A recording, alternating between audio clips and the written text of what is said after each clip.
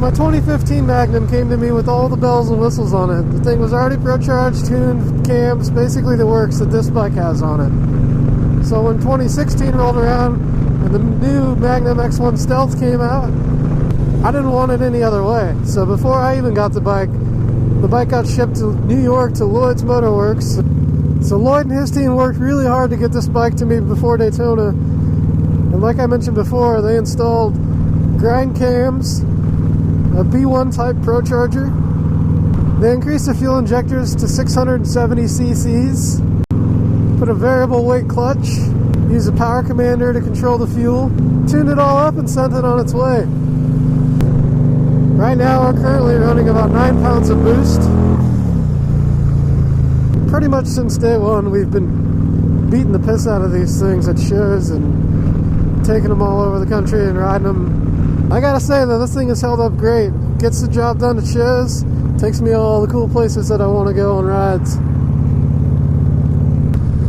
So the dash on the Magnum is really clean. You got your gear indicator, you got mileage, you have MPGs, and it even tells you what the temperature is outside, and your stereo controls, RPMs, speedometer, gas, voltage.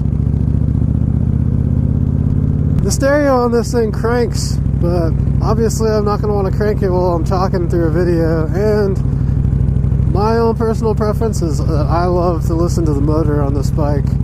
Naturally I want a bike that can wheelie and get sideways, and this thing definitely gets sideways, but when it comes to the wheelies, it doesn't wheelie very high because it's got a long fender on it. It still tops the list as one of my favorite bikes. Well, thank you guys for tuning in to take a look at my bike. Hope you guys enjoyed this video. If you did, be sure to give it a thumbs up, share it. If you want to see more, be sure to subscribe for more videos to come. I'll see you guys in the next one.